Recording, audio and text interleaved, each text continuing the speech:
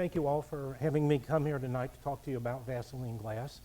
I appreciate the invitation from Cal, and I see a lot of familiar faces out here, so it's kind of like being with friends. This isn't any different than with the Vaseline glass collectors. It's a bunch of people who have the same kind of feelings about glass that we do. We love glass, all different kinds. So anyway, I appreciate the invitation. And Galen, thank you for fixing me up with, my computer went belly up, wow, about a half hour ago. So Galen, who was prepared, and I'm all set now. Okay. Cal mentioned that I've been collecting since 1993, and that's true. The first piece of glass was a bead and block, a Northwood piece, that somebody was shining a black light on.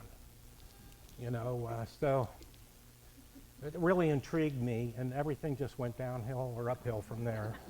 You guys know what I'm talking about, I'm sure. Well, tonight we're going to look at what we call Vaseline glass, what it is and what it isn't. Some of the science about why it glows green. I'm watching you, Bob. And a little history about how it came to be, and finally some of the differences of what collectors call this glass. There's Cal was wanting to say topaz. That's what Fenton calls what we call Vaseline glass. There's a lot of different names. So a long time ago, a man by the name of J. Glickman wrote a book about Vaseline glass, and he published it in 1991. It was the only book out there that was any kind of a guide, for Vaseline glass. So this thing has been through the ringer. I've had to re-glue pages. It was a great book. There's a couple of other books out now that other authors have written more recently, but this was the start of it for Vaseline glass collectors. And this was his definition of Vaseline glass. It's a transparent yellow-green glass which fluoresces under ultraviolet light. Okay, for the purist Vaseline glass collectors, that is the definition. Now, there's a lot of treatments that goes on glass that may change how it looks. I mean, on the table over here, you can see a lot of glass that has color on it. Some of it is obscured by opalescent treatment, but the basic part of the glass is transparent yellow-green glass. That's the bottom line definition. Once the Vaseline Glass Club got started, they further refined that definition because it needed some clarification, I guess. And they said the transparent quality of the glass may be obscured by treatments such as opalescence, carnival, iridized. At the time we didn't know that there was, anyway, iridized, stretch, satinized, sand or acid etched, cased, and cutting treatments, along with hand painting and other applied decoration. We're going to go into some of those types of decoration, but that's how they further defined it. So why Vaseline glass? Why do they call it that? I mean, that's kind of well, probably it's from the similarity of the color of Vaseline petroleum jelly. One of the oldest references to this name can be found in a book called Old Glass, Europeana and America by N. Hudson Moore, published in 1924. That's a long time ago. Mr. Moore was making reference to one of the figures in his book, and he stated that this piece is royal purple and canary yellow, which, by the way, no real collector would ever call it Vaseline. He said that's a dealer's term. So, but that was the first time the word Vaseline was ever published in reference to Vaseline glass. And of course, you all know that Vaseline glass is not greasy, right? So you try it out. I know you. Manufacturers all had different names for Vaseline glass. Fenton had topaz. A lot of them were calling it canary. Well, let's just look at a few here. That was my favorite pattern and the first pattern I ever collected in Vaseline glass, Fenton Topaz in the cactus pattern. And I searched for years to find this ephraim. And when I finally found it, I was jumping up and down. And it was expensive, but I didn't care. I wanted that thing. And so it took several years to get all the pieces together, but I think I've got all of them except one. And it's a swung, I think it's called swung vase. It's 11-inch. Still can't find one, but I'm looking. That's part of the deal, and it's part of the hunt. So it's very enjoyable. So Fenton called this topaz.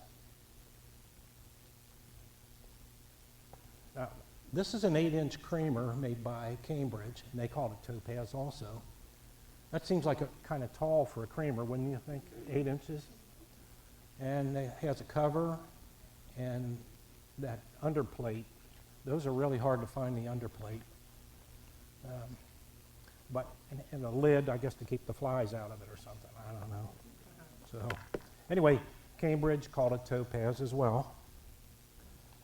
Here's Hobbs, and I don't know, how do you pronounce Braconier? Okay, I'll just say Hobbs, because that's easier. On the left is a canary alabaster, and that's got a nice creamy white inside to it. That's why they call it the alabaster. And the other one is simply canary. I love Hobbs. It's really, really pretty glass. But they called it canary. So now we got topaz, we got canary. Here's Fostoria. This is a little cologne bottle. I'm sure you guys have experienced this too. You see stuff on eBay that sometimes people don't properly identify. Never happens, right? Okay.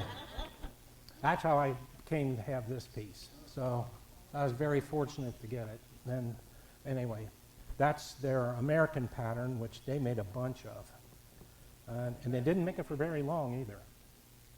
So that's the cologne bottle, and they called it canary. Okay, here is, Albany, model Flint. This is a part of a child's toy set. It came with a butter and a sugar and a creamer, and this is the covered sugar. And I don't see these things around very often. They're kind of hard to come by. So they called it canary opalescent.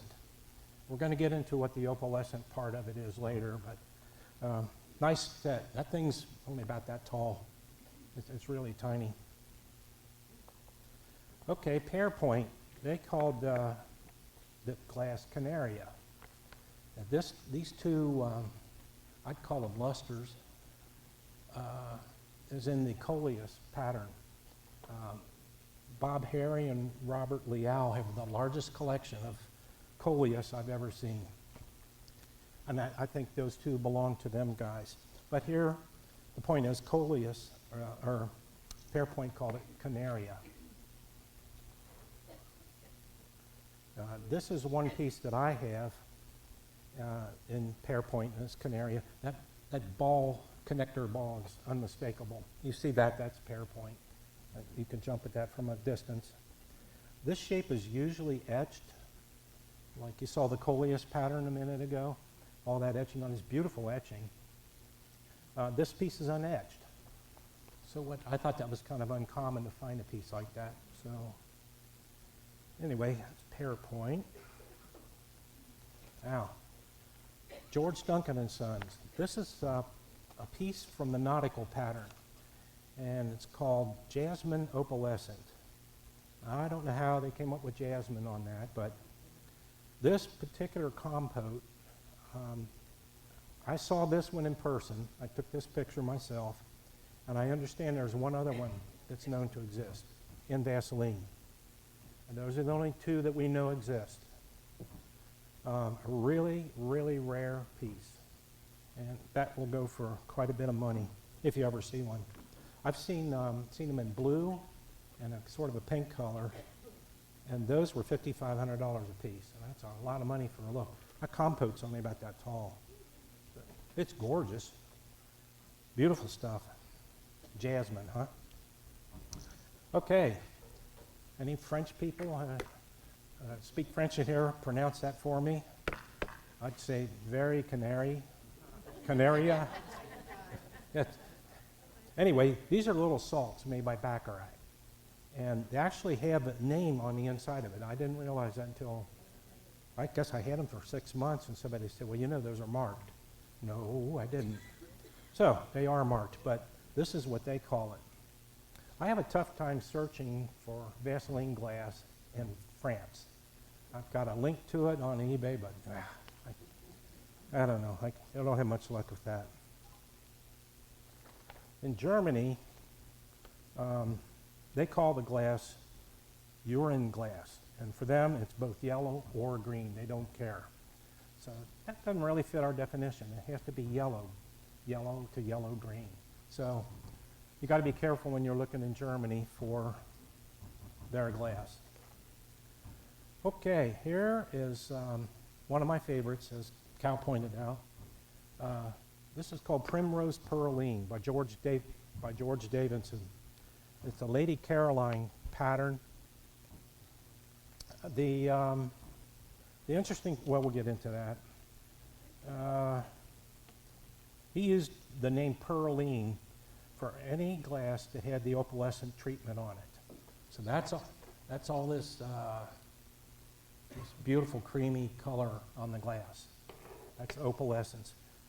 He called it Pearline. Now there's also blue, but it's not Vaseline glass. But it has the opalescence on it. Yeah, when made in Vaseline, it was called Primrose Pearline. Yeah. This is an uncommon piece of advertising. We're going to go to that right there.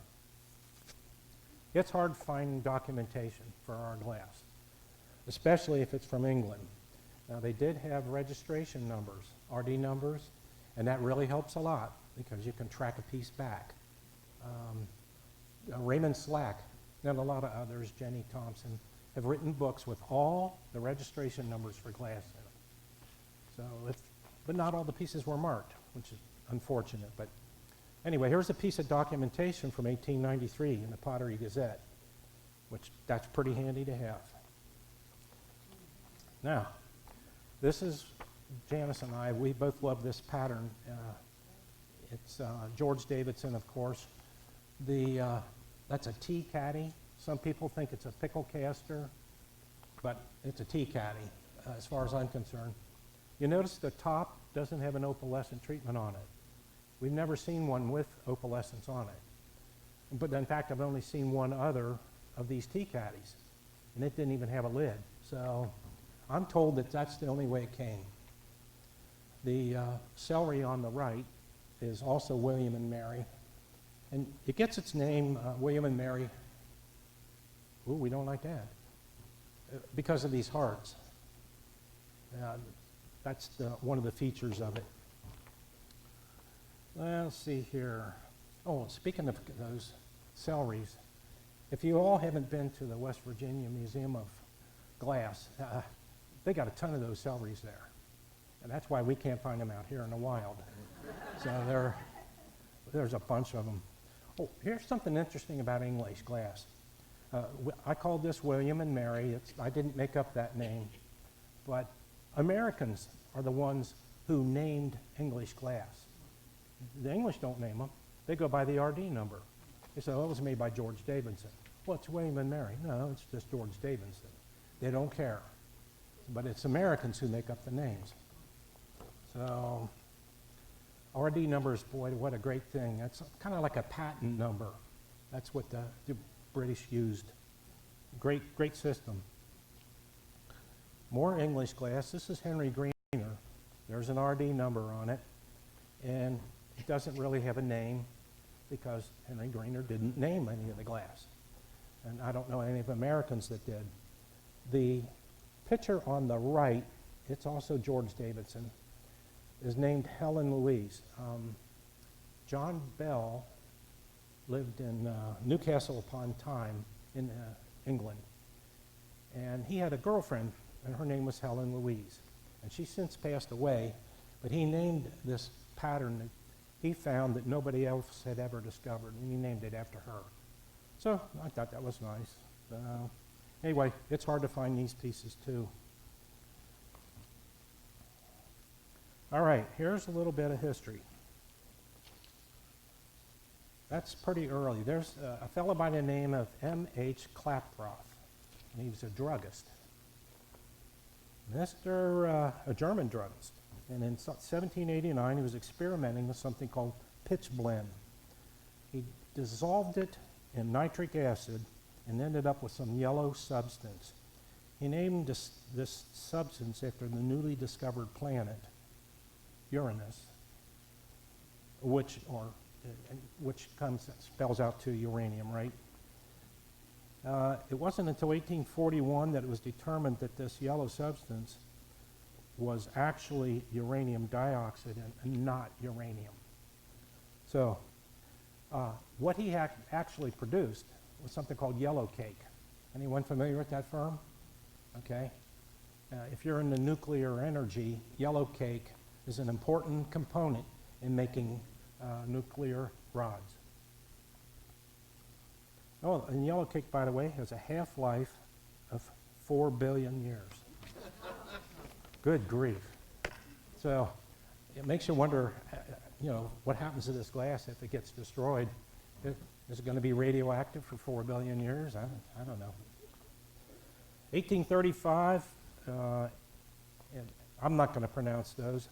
Joseph Rydell, I got a piece of this Rydell. It's coming up in another slide. He named whatever that is, yellow, and Anna Groom green to honor his wife Anna. So he discovered how to make the glass look yellow and also how to make it look green.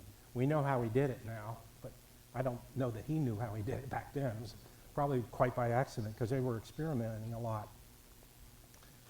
A fellow by the name of Ken Tomobichi wrote a book in 1955, and it's called Uranium Glass, and he's from Japan.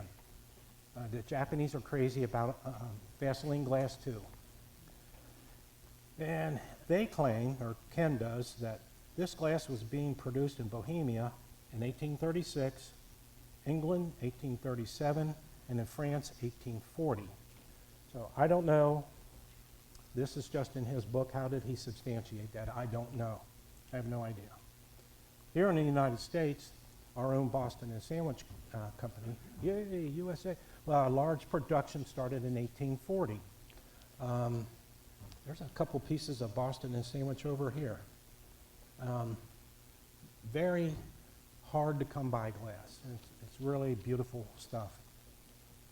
Let's see here. Boston and Sandwich was producing on a large scale canary glass. They called it canary. So does Jeff Evans. When he puts stuff on his auctions, he doesn't call it Vaseline. He says it will glow under a black light and it's canary. He prefers that term, which is fine. That's what Boston and Sandwich called it too. So anyway, Vaseline glass was primarily made from 1840 to just before World War II. And then it was continued again after 1959 to present.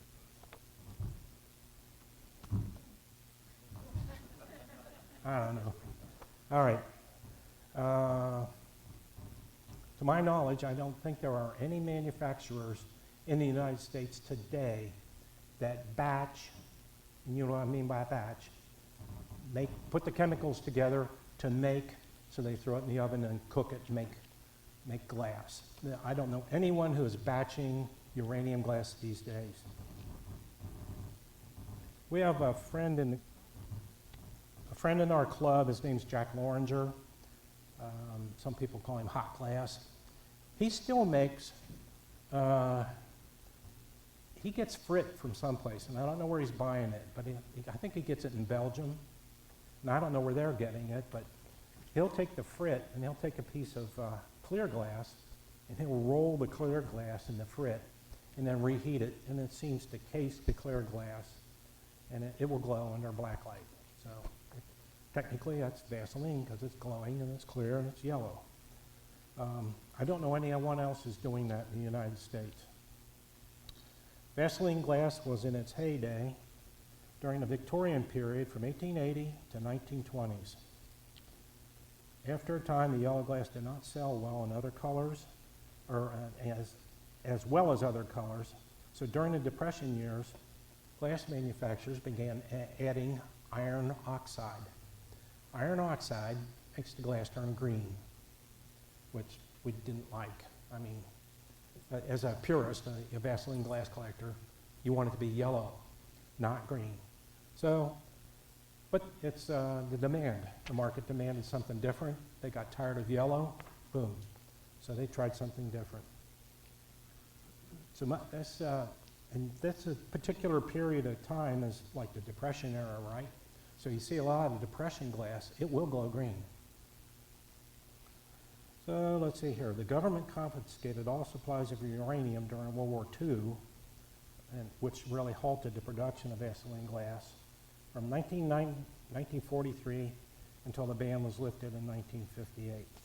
So that's what was going on here, but 1958, I can't remember when the last, Fenton was probably the last one who produced any Vaseline glass that I can think of. I know Mosser had some cullet, and they were making pieces. There's a great big picture over here. Isn't that Mosser? Yeah. Okay. They were actually using uranium oxide. They were using the oxide? Oh, yeah. So were they making batches? Oh, yeah. See, I didn't know they were making batches. Thousands of pieces in the last 20 years. It was years ago that free uranium was disallowed in any kind of factory. Yeah. So I asked them, we bought a bunch of door pulls from them. And I thought I bought them all because I wanted to corner the market on it, right? So anyway, they said we don't have any more batch. We don't have anything else that we can make Vaseline glass with. They've got molds, but they don't have anything to make the Vaseline with. Okay, science. Now you all need to pay attention. This will be on the test. Okay. Here's some important, well, I guess it's important. We're going to get to the point of why does the glass glow green. I think that was me doing that. Yeah, it is. Okay, don't touch. Electronics can be fussy. I'm not going to get into all this, but one thing I did think was interesting was they were talking about the structure of soda lime silica float glass. Do you know what they mean by float glass? Well, I didn't know, so I had to Google that. Float glass is a sheet of glass made by floating molten glass on a bed of molten metal, and it's typically tin. So they've got a big, huge vat of molten tin, and they flood the top of it with molten glass. And they say it makes it perfectly flat. So I don't know what keeps it from sticking to the glass, but that's why they call it float glass. Never knew that. Let's see if I can get rid of that. We don't want malware bites up there.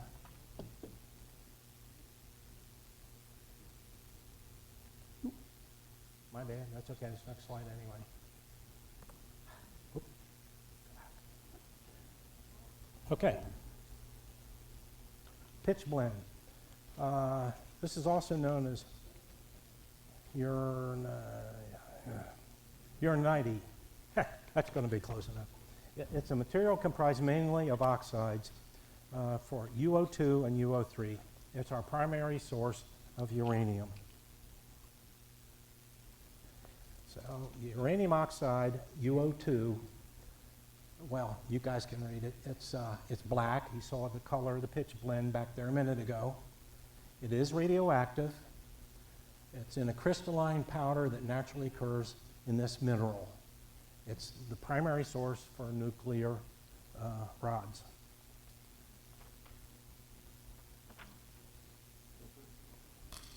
Let's see here. There's some more science in here, but it really gets crazy. Triuranium oxide, it's U3A08. It's the most stable type of uranium oxide. It's used 70 to 90% of it. Yellow cake is made of that, the U3O8. So that won't be on the test. Then there's this. So we're going to talk about radioactive. Yes, it is. It is the most stable form of uranium. The batch, the amount that they put in a mix is usually no more than 1 to 2%. And solid glass shields you from radiation. That's another safety factor with it. So when was the last time you got x-rays, a bite wing at the dentist office? Did the girl or the technician go behind a piece of glass to go click? That keeps her from being radiated. But it's just sheer, it's nothing more than glass. Glass prevents you from getting radiated. So see Homer, he's got a glass shield there. I don't think that helped him much. Glass, oh yeah, it is dangerous when it was in the molten state. Rumor has it that early glass blowers who worked with Vaseline glass, you know, they're blowing on those pipes. They're probably inhaling some of that. And that probably wasn't good for them. I don't know what the longevity of those guys was. So, okay, here's the, this is the official, oh yeah. This is the one that I used to see when I was a kid. Yeah, that was that long ago, wasn't it? Well, let's see. That's the Energy Commission symbol that was from 1946 to 1975. This bunch of people were replaced by the Nuclear Regulatory Commission. Okay? Uranium is right there on the periodic table. And this up here is an atomically correct picture of what uranium looks like. This is the important reason for me telling you this, is you see all these electrons? We're going to get into why does this stuff glow. There's only a couple of them on the outer, these are called covalent shelves. And there's a few more on the inner, but they're numbered.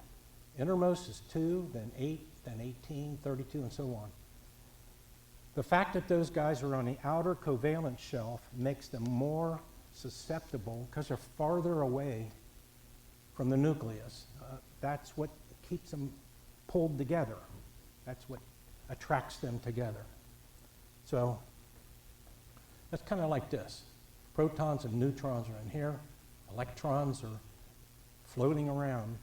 And that's how atoms work. So Frank Fenton, which I honestly admire this guy,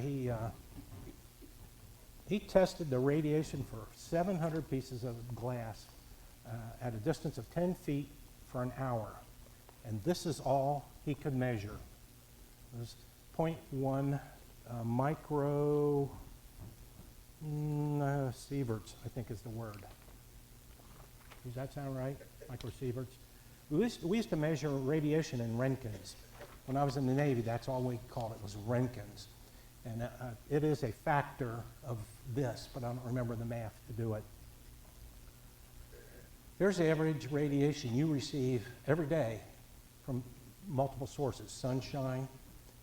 Here's how much you get from a dental x-ray. There's another statistical source. People who work in the industry that work with x-rays, they have to wear those badges. They can measure how much radiation they've been exposed to.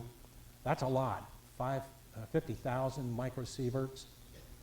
100,000, that's the lowest yearly dose that they could link to cancer. So I've always understood that radioactive stuff was dangerous. You're going to get cancer from it.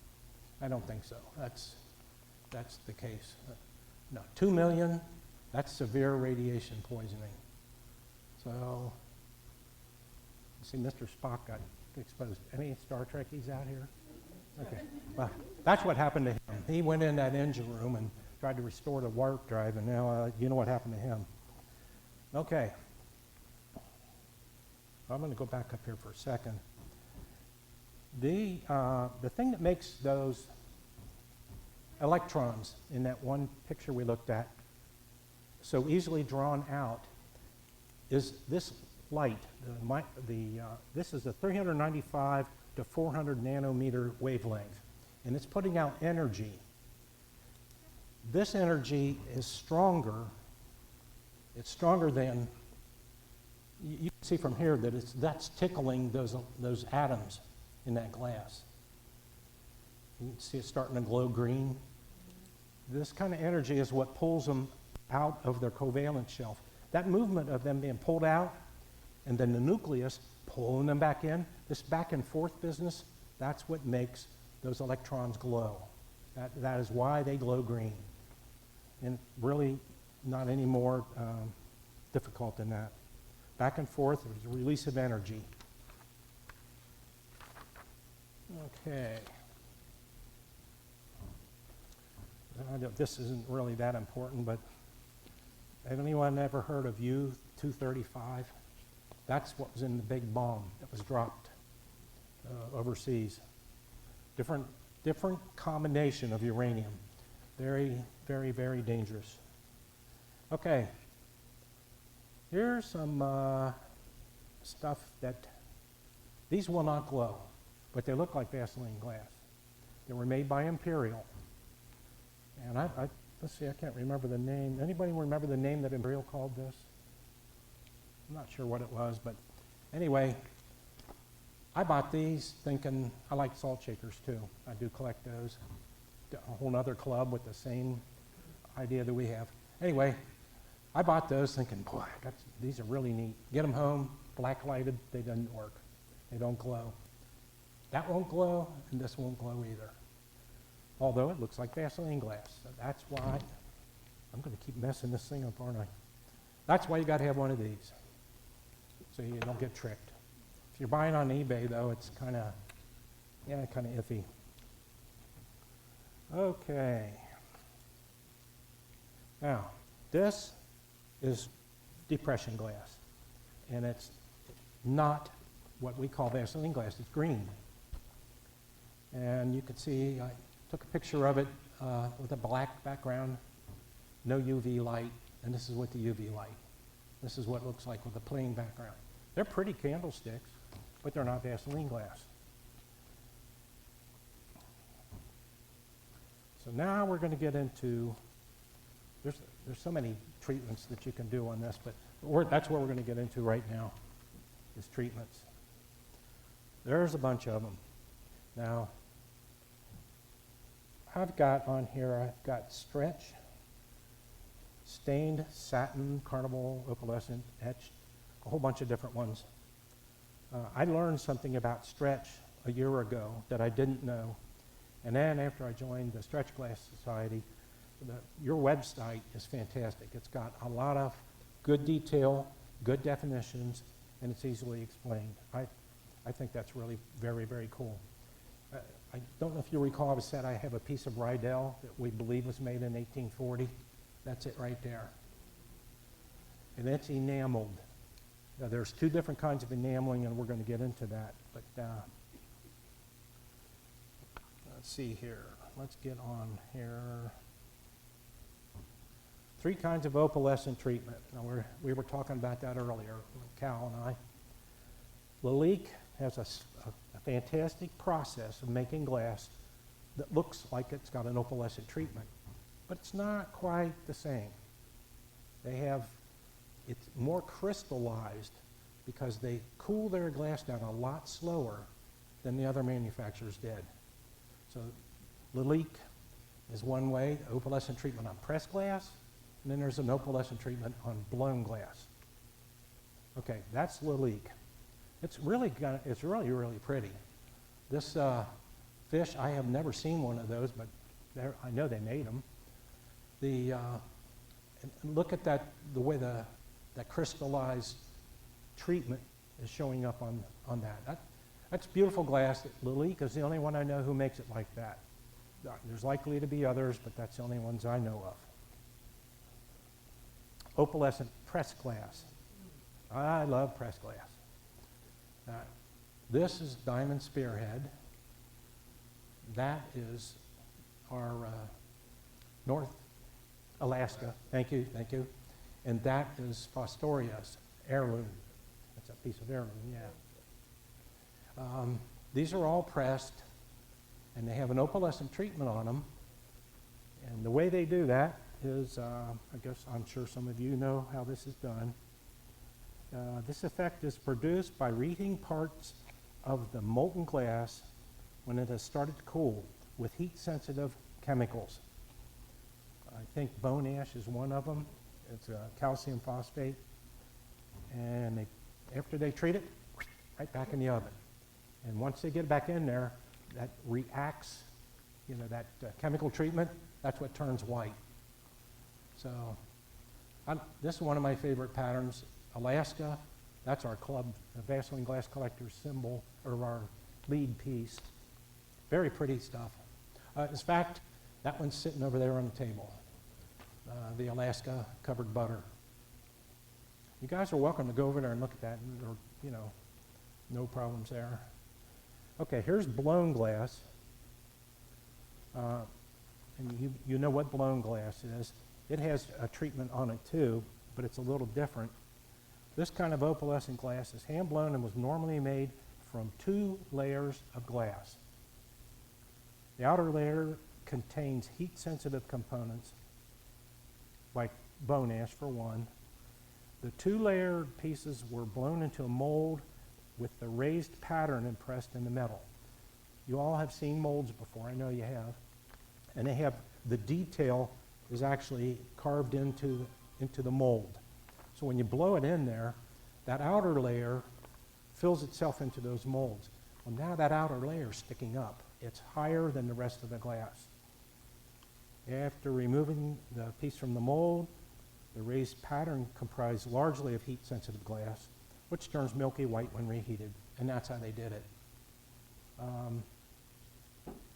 This particular piece, these are kind of hard to find. It's Albany, and I think it's called Alhambra. Got really hard to find. A lot of collectors love the Spanish lace. Some people, I think when it comes from England, they call it brocade. And this piece here is called Harlequin. And that's, we're not sure it's Webb or Herrock. And some people say Stevens and Williams maybe. I'm thinking, okay. Carnival glass. We're going to be seeing a lot of carnival glass here tomorrow, I'm sure. These are I got this off of the internet, these are the top 5 producers of carnival glass and when they got started. It looks like Fenton was first, and 1908 is when they first started iodizing glass with a spray. Is it metal, a metallic spray, or is it a mineral spray? Tom, what do they use? What kind of spray did they use to iodize that glass? It's a metallic? Okay. That's how they iodized them, okay. I understand that they do spray other types of glass to iodize them with something called stannous chloride or lead chloride. Is that what that is? Stannous chloride is tin chloride. Ah. And then the marigold is the iron sulfate. Oh, okay, okay. So there's a lot of stuff going on here. Once you start digging into this, you find out how little I know about this. Because I'm always learning, and I bet you guys are too. No matter how hard or how much we think we know, you're always going to learn something new. I do. So one thing about it that a carnival glass collector said, if it isn't iridized, it isn't carnival. No names. So, let's see, I've got a couple pieces up there. I bet you will. Is that Millersburg? Is that what that? Yeah, I hear that is a pricey piece. You own it? No. Yeah. That's what I thought too. And this little piece is, they told me it was carnival glass. I bought it a long time ago. That's an Apollo plate. I'm not sure that I would call that carnival. Would you, Tom? It's iridized, oh yeah. Yeah, it's fairly new. Well, I mean, how old is Apollo? You'll still take the left one, yeah. Good choice. Okay, here's where the learning curve came in again. At one time, I'll just tell you what I thought, and we thought this for a long time. I called this iridescent glass. I put the word stretch in here because it's true, it is stretch glass. I called this stretch glass, and I called the other stuff iridized glass. For some, I was because of those marks, I thought it was stretched. Okay, well, I found out later, information from your website, I talked to Cal, this glass has been reworked, and that's why this pattern occurred like that. These guys were not reworked. So, an important distinction. They're both stretch glass. Both of these and those are all stretch glass. Those bottom ones happen to be reshaped. I'm not going to presume to tell you guys about stretch glass, so I'm going to move on. Okay, this is satin glass, and this is really pretty stuff too. The one on the left is a piece of, I believe that's Fenton. Yeah, and it's really gorgeous. I do have that piece, and this is a Hobbs piece over here, a berry bowl. One thing I did notice about it is that if you can rub that treatment off of that glass. You ever picked up a piece of it and it looked real shiny in a couple of spots? Well, if it got mistreated or rubbed against something else, you can rub that finish off of there. So I'm trying to, well, how did they do that then? Well, it's a difference in the chemicals that were used to produce that effect. The satin finish is produced by treating the glass with hydrofluoric acid. That's how they got it to get that finish on it. It's really, really pretty. And you run your fingers over it, it's real soft feeling. That's just very pretty stuff. I don't find much of this at all. And Hobbs is really expensive anytime you do find it, seems like. Now we got stained glass. And obviously, the reason they call it stained is it's stained. It's a piece of glass that they put stain on. There's, now, you can scratch the stain off of it. If you look right up here, see that scratch in the inside of that tumbler? That's where the stain has been scratched off. I don't know how it got mistreated. Maybe somebody put a spoon in there and scratched the stain off, but that's what's happening. There's a term called flashing on when it comes to stained glass. And it's a term that describes glass that's made by, oh, this is going to be fun, watch this. I got it, thank you. I'm not sure that was going to mess up on me. Let's see, it describes that glass was made by taking a piece of clear glass and dipping it in a molten glass mixture to coat it red. Now, this, of course, is, I guess you could call it clear. I mean, Vaseline glasses begins clear, and they could dip it and flash this on. Flashing had to require some heat. So, this type of ware was made to imitate red or cranberry glass at a lower cost. And we know it's expensive to make cranberry glass because gold is involved in that. So this was, all of these are stained, though. These are not flashed. I have not personally ever seen a piece of flashed glass. I don't know if anybody here has. You ever seen any of it, Tom? I never have. Flashed? Yeah. I don't know. I'd have to look at that. That's sort of like flashed on color? Okay. Ah, got a lot to learn. I'm telling you, yep, I sure do. Anyway, this is Riverside, and I tried to collect this pattern. I've got the breakfast set. It's a covered sugar. There's a creamer, a spooner, and a butter dish. Yeah, covered butter. Really, really hard to find. I think Eric Martin's got all of it. I don't know if you guys know Eric Martin. That guy's got the largest Vaseline glass collection I've ever seen. And he lives in Hawley, Pennsylvania. And you're welcome to go there and visit. Go down and look at that. The whole, what's about as big as this room. And he's got cabinet after cabinet of all Vaseline glass.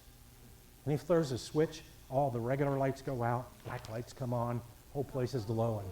It's unbelievable. You think you're on another planet. It's really, really something. Okay. Etch glass. Boy, you could get some very pretty, fancy etchings done on glass. Red Rodas worked for Westmoreland Glass, and he's still alive. He was a salesman.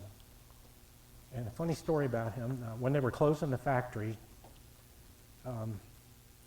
they had these, I'll call it a stencil for lack of a better word. They'd take a piece of clear glass and they put these stencils around it. And the stencils had these patterns cut in it. And one of the processes of etching glass was they could spray it. There's another way that you could put it's an acidic compound of some sort on there to eat through the glass. And you didn't want it to do, on these parts, like in here. So anyway, they were closing down the factory, and the first 100 sets of stencils couldn't be found. So Red said, I don't know anything about it. But Red knew about it. It was in his trunk. So he took them. He says, he said, they never paid me enough anyway. So you go, Red. I don't think they know to this day of whatever happened to them, but I've seen a couple of those stencils. They're pretty neat. Etching glass, there were several methods, in fact, that they used. The most common was hexafluorosilicic acid. And what is that? It's an acid prepared by dissolving silica in a mixture of hydrofluoric acid, quartz powder, calcium fluoride, and a concentrated sulfuric acid derived after heating. So etching was also, I guess that's when they used the stencils, okay? Etching was also achieved by an abrasive blasting. This is high pressure air mixed with an abrasive material. Again, I'd say they have the stencil on there, or you'd have to be quite an artist to be able to, create or control a pen well enough to put these designs on there. So now this one, I'd say, yeah, somebody used a pen of some sort with high pressure and an abrasive of some sort and etched that on there. That's from the 1893 World's Fair. There's a whole gang of collectors that just like 1893 stuff. It's another whole group of people. But I like that because they're preserving history. And I think that's extremely important. Because nobody's going to know all these wonderful techniques on how people created glass. And with such primitive tools. I mean, 100 years ago, they were using wood stuff. And it just blows me away that how they can do that. These are etched. And just more examples of some fine workmanship. Now, again, I put this Rydell piece up here. I just think it's stunning. But it's enameled, and there was two different processes used for enameling. Zach and I have had a discussion about this in the past. One of them is more of a porcelain product, or a porcelain process, and the other one is like this one. This was painted on with enamel type paint. It's however whatever material they put in the paint for enameling, they painted that on there, and then they heated it to cause it to set. This here was a little bit more uh, heavy, I mean, labor intensive.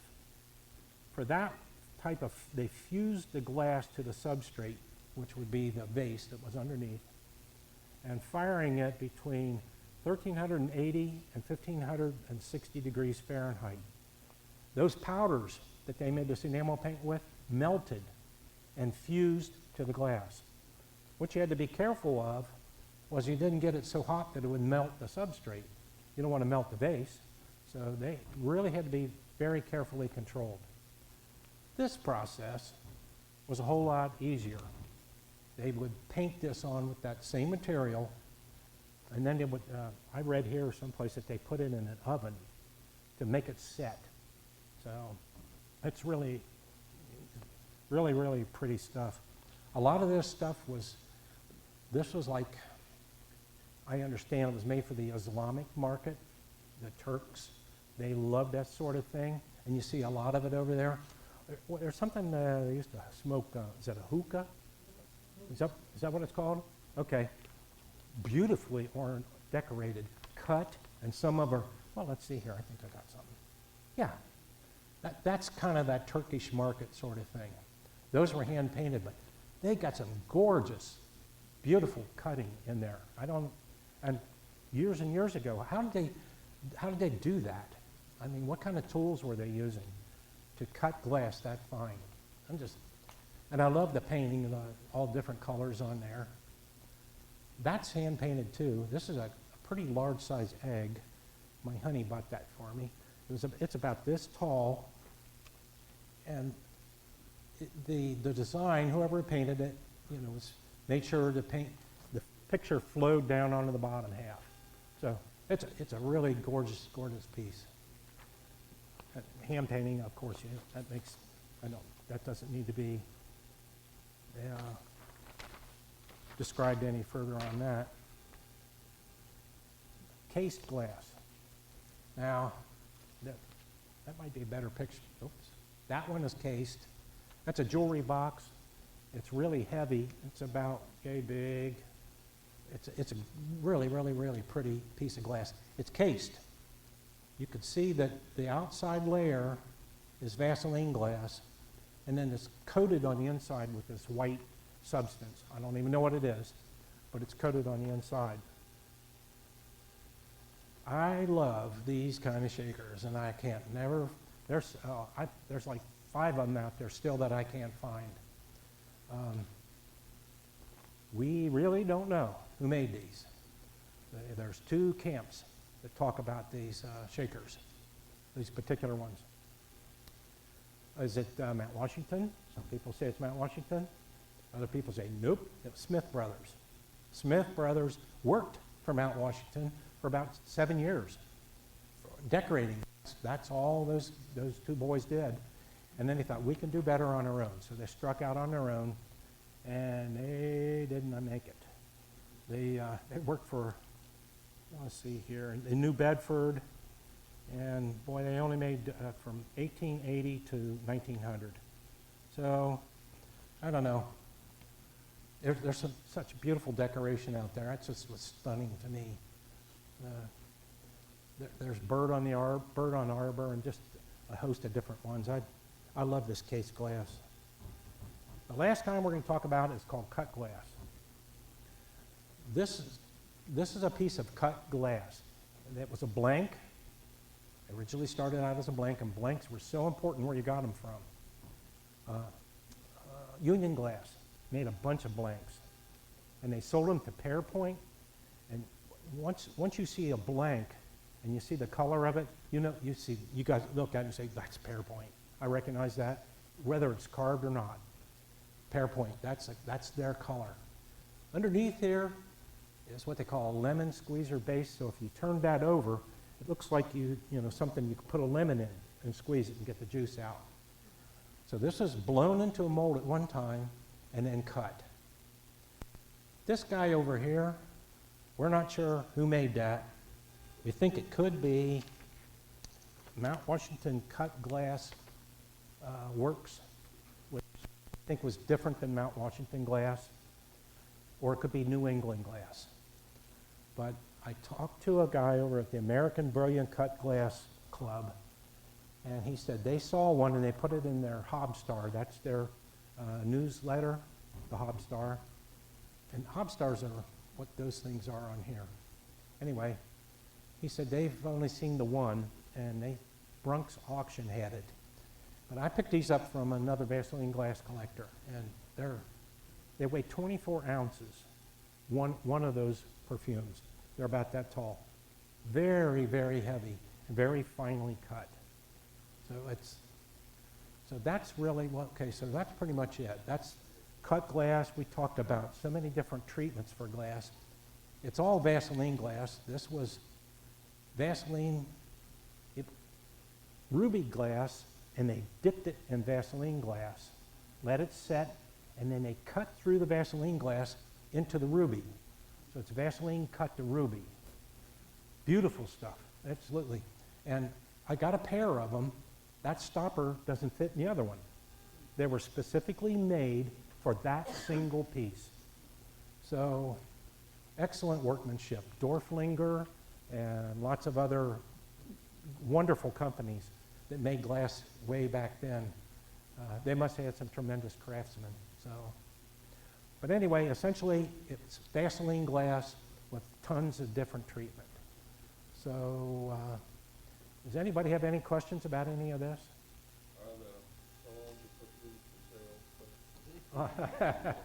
Yeah. Well, they could be.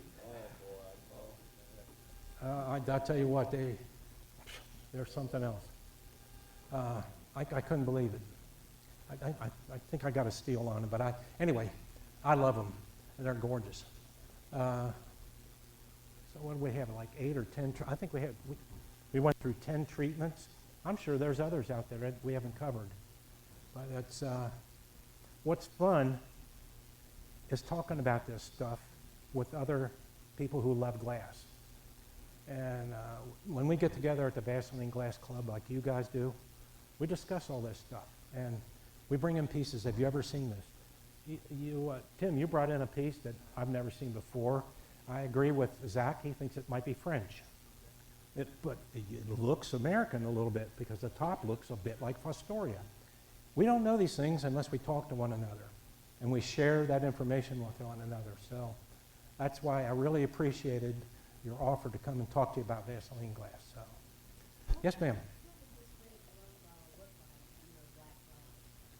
This guy here, it glows almost entirely green. You don't see any hint of the ruby in it. Yeah. Pardon me? No.